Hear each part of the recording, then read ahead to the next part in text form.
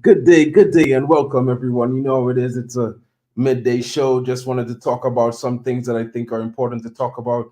Yes, and I agree with everyone coming in the chat right now. Have a good day, guys. I hope you smash those like buttons, like and subscribe. Road to 500 subs, guys. Can I get there by tomorrow night, midnight? I don't know, but I'm certainly gonna try. Come on, guys. And I just have a little bit of. I just wanted to talk a bit about some managers around the Premier League and the differences in their seasons going on to 50 games. And the reason why, maybe it might be tough to have a decision on whether you should be a manager out or manager in, because there are various comparisons. And when you look at things and recent performances, can you say there's no improvement? Can you say that you're not seeing any results? Can you say that you are not seeing positives? You know what I mean? So, guys, I know we had a tough loss. A tough loss. It felt like that, with the draw after conceding 3 goals to go to draw 3-3 with Galatasaray last night. I know that was tough for a lot of people to handle. And, it was disappointing. But at the same time, it was disappointing. When you look at the game, I'm pretty sure, just like me, everyone enjoyed that game, enjoyed the performances of our players. Mostly, you know what I mean? A lot of us did not enjoy the performance of, you know, Karius Onana, to be fair. But at the same time, can we say he's a terrible player? He had a bad game, that's for sure, but, you know, who's to say he's not going to have better games going forward and may not never make those mistakes again? Can we be honest and fair and say he's shown in the last few games why he has 5 clean sheets in the Premier League? You know what I mean? Yes, he made mistakes. Will he continue to make these mistakes? We don't know. My boy GB is coming in here, Karius. It's a huge problem for the squad. I'm not putting all the blame on him. He has been dreadful. Others must shoulder the blame as well. Anthony Rashford, Dalot, McTominay. Yes, and during the course of the season, I totally agree with that. And Chelsea Dan is coming in. Big up, my bro. Smash those likes and subscribe. Yeah, we know, bro. Like, I could easily say that as well, GB. They simply aren't United quality, but at the same time, could we really argue that? Could we really say that? What if there's next season these guys are starring and making drastic contributions to the team that are helping us not only win games but compete for a title or something? You never know. You know what I mean? And we could also say this: United may be better off if they're out of the Champions League. They don't have a chance of winning it, and I might agree with that statement. At the same time, try until you fail. You know what I mean? We have one more game left. So if we win that game, and let's say Copenhagen and Galatasaray draw, then we're through. But if not, then so what? We gave it a shot. We weren't 100% ready. For that game, in my opinion. Not the game, but competing for the Champions League. You know what I mean? It's okay to get into the tournament, and we don't want to be a team that's just getting into the tournament. We want to be a team that's competing to win it. But that step is like the third step. The first step is getting into the tournament, and we got into the tournament last season, and I think we're going to get into the tournament again next season. So, maybe we had a lot of high expectations for the team, and that makes us feel like a lot more disappointed in the performance, since we didn't actually win more games. We drew and win one game, and then we lost 3 games. And it's disappointing because you would expect us to be as Man United of old, to be one of the first teams to qualify out of the group stage. But it's just not us this season. This season for us, we're in the second season of a rebuild. The season's just begun. It's now into the mid section of the season, And here are the things I could say. 10 games ago, we were a worse team. We were a filthy team. We were playing terrible football. We weren't playing well. Some of the players didn't seem to be giving their all, and the coach seemed to be making a lot of mistakes. Fast forward 10 games later, we're a team where we see commitment from players. We see the manager making better decisions. We see the appearance of youth, Kobe Mainu, Garnacho, showing that he is the guy. You know what I mean? We've seen better performances in the midfield. Bruno Fernandes impacting games, assists and goals, captain decisions. You know what I mean? We've seen a combative midfield with better performances. Look at Amrabat last night. He did very well in the first half. You know what I mean? We're seeing better defensive performances. Maguire is one of the defenders of the season right now. You know, he's more expected tackles at 4.4 than William Saliba, who's at 3.3. You know what I mean? He has a 65% win rate in challenges as opposed to William Saliba, who has a 48% win rate. You know what I mean? So it's like when you look at all these improvements and when you look at the differences in the way the team is performing in the last 5 games, we were having trouble scoring goals at one point. And all of us fans are sitting on here. We can't score goals. We're not creating enough chances, and we're not defending well. The midfield is poor. I was one of those fans criticizing Marcus Rashford because last season he had 40 GA, and I'm expecting the season for him to have at least 30 GA. I'm not gonna lie. But sometimes, you know, form is not linear. It goes up and down.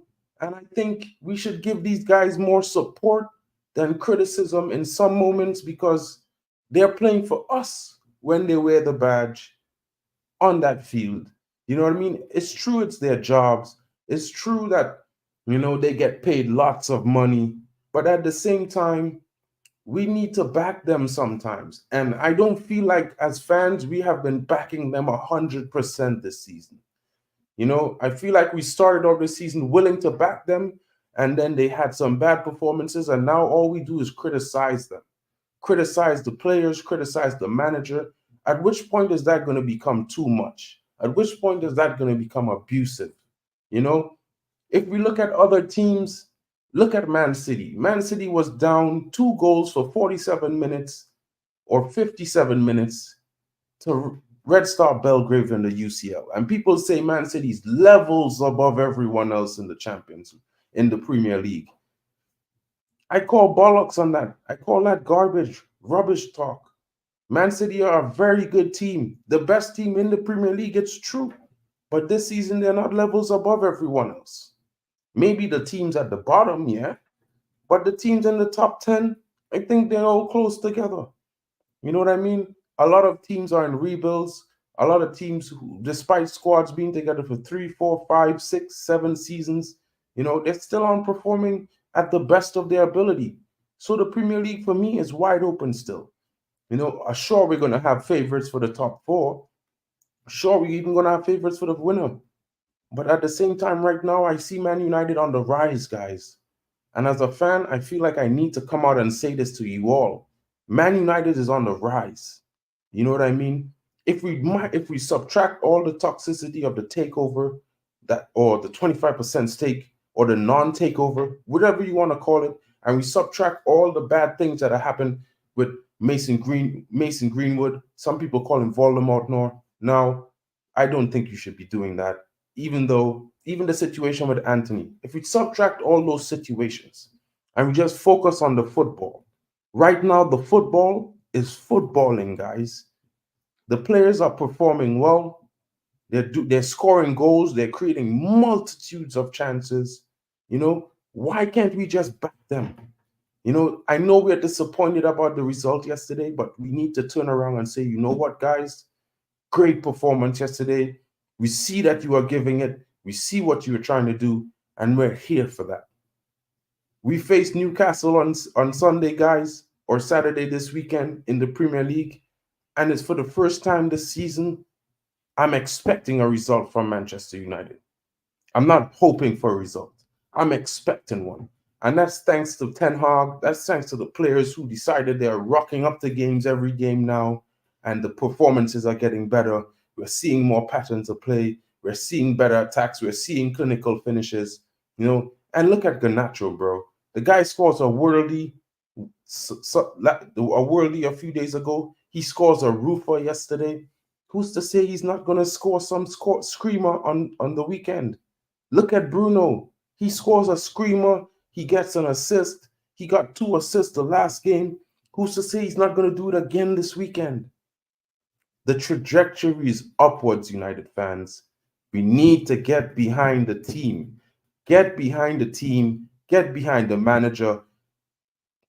I'm not saying don't be critical, but I'm saying get behind them. Criticize the team, criticize the manager, but support them, because this is the players that we got. This is the manager we have. And unless you want to go back into the endless loop of death, back this manager, because we can see what's happening. The youth, if you're not watching the under 19s, they're playing the Ten Hag way right now. You need to go take a look. Reform doesn't just start from the senior squad. It has to start from the academy. And he's doing all of this. And fans, you need to sit down. You need to look, take stock. If you don't watch the youth team, go have a look. If you don't watch the women's team, go have a look. The performances of all our teams are getting better, better and better. Sure, it's not perfect yet. Sure, we still make some mistakes. Onana made some mistakes. But the team's performance in the last 5 games are better than what we were asking for. Create lots of chances. Have consistency in the midfield. Defend well. Score goals. And we've been doing that. In the last 2 games, we've scored 6 goals. Sure, we've conceded 3, but we've scored 6. When last could we, as United fans, say we scored 3 goals back-to-back in back-to-back games? It's been a long time, my friends. It's been a long time. You know what I mean? And I just wanted to leave you guys with this report. I know it's old, but for me, it gives you a little bit of insight into the nuances of fan bases, the difference with what other fan bases do and what our fan base is currently doing. And yeah, bro, true, I agree with you. I like to see more of Palestri on the right wing. His interchange with Bruno is great. And as you can see, he could also play off the left. Sure, he made a few indecisions in the game, but he got into good chances. He tried. Sometimes that's just how it goes. And I agree with you, bro. And if it's one thing I have to say, GB, Anthony yesterday, he played really well. He kept his composure after being tackled and roughhoused by players, and the referee didn't do anything to help him. Angelino should have seen a red. Other players, even Wilfred Zaha, was chopping him out. You know what I mean? So, we have to always remember, as fans, we have to hold ourselves to a certain standard, hold the team to a certain standard, but we also have to realize that these guys are only human. And they need our support. Ten Hag needs our support right now, and I'm going to show you why. Right? This is an article from OneFootball about the 4 managers in the league. Right? And I'll start with you with this one part. I'm going to talk about Mikel Arteta for a second. After Mikel Arteta's 50th Premier League game as Arsenal manager, the turgid 3-0 loss at home to Liverpool, the Spanish coach felt compelled to apologize to club supporters. Sitting 10th in the table in April 2021, Arteta was perhaps fortunate that COVID-19 allowed fans to only attend 12 of those largely indifferent contests. Between Arteta's debut on Boxing Day 2019 and his half-century outing 16 months later, as many as 7 teams has accrued more points than Arsenal's 75. Without Arteta nattering away in his ear, Guardiola's Manchester City racked up 117 points in this window. Right? So you see, guys, right? This is Arteta's first 2 seasons. Arteta would eventually turn it around across his next 50 matches in the competition. He could boast 100 points, but he was entirely reliant upon the patience of the Arsenal owners, which is rare to find in the Premier League boardroom. Guys, what are we doing here? Think about that for a second, right? Think about that for a second. Now I'm going to talk about Liverpool. Jurgen Klopp's record after 50 Premier League games. Jurgen Klopp was still getting grips with his Liverpool team after 15 games. After Jurgen Klopp's 3rd Premier League game as manager, he was asked if Liverpool could win the title, and his response was, "Are you crazy?" Klopp snapped in surprise. The German coach had inherited Brendan Rodgers' hodgepodge of a squad and finished his debut season in 8th position. However, the tenets of cloth heavy metal football were quickly evident across its first 50 games, where Liverpool pondered 103 goals. In comparison, United have managed 71. So we're 30 goals off. But here's the difference. Guardiola hailed the German as the best coach in the world for spectators. Why? It also hinted at the door Liverpool left open at the back because they conceded 63 goals in the same time frame. So imagine they scored 103 goals, but they conceded 63. That's a positive of 40, bro. 40. You know what I mean? Let's talk about Pep Guardiola. The Man City boss didn't have it all his own way at the start of his Premier League career. Pep may be billed as the best coach in the world by almost every opposition manager he comes up against in the Premier League these days, but his first season in England was a chastening experience. Despite a riotous start to Manchester City, slumped in third. Guardiola inaugural campaign in 2016-17, a whopping 15 points behind Antonio Conte's Chelsea. The Catalan coach admitted that that season had been a lesson for him and described a lack of silverware as a disaster. Nevertheless, by the time he racked up his 50th appearance in the competition, Guardiola's side was on their way to their first league title. He had amassed 112 points. Only 3 managers in the competition history, Mourinho 126, Conte 118, and Carlo Ancelotti 114, have won more points from their first 50 games. Right? So this is Pep. So let's talk about Eric for 1 second, right? Only one Manchester United manager has made a better start to their Premier League career than Eric Ten Hag. Eric Ten Hag is the 5th permanent option the club have blindly plumped to fill the gaping void left by Sir Alex Ferguson's departure 10 years ago. David Moyes, the first chosen one, didn't even make it through his first season, let alone 50 Premier League games. Ten Hag's return of 96 points over his opening half-century is better than Jose Mourinho 95, better than Luis van Gaal 94, or Ole Gunnar Solskjaer 85 could muster. Right? Only Ferguson, who was already reigning Premier League champion by the time he racked up 50 matches in the competition, can top Ten Hag's points haul with 103. And that's what? 7 points ahead. That's not far. It's a big gap, but it's not far, guys. It's not far. You understand? So I just wanted to let you guys in on this little bits of information, bro. And I'm just saying this because as a fan, I think we could do a little more to support our team. Because at the end of the day, no matter how tactical we are, how amazing at football our minds might be, we are still nevertheless fans of Manchester United FC, guys. And if it's one thing we can do for the club, do for the players, is to give them our support and let them know that we are backing them. You know, praise them for the games when they played well, you know, and offer actual criticism, not abuse by calling them various names and the sort, but just letting them know, listen, you can do better. Sometimes it's not what you say, it's how you say it.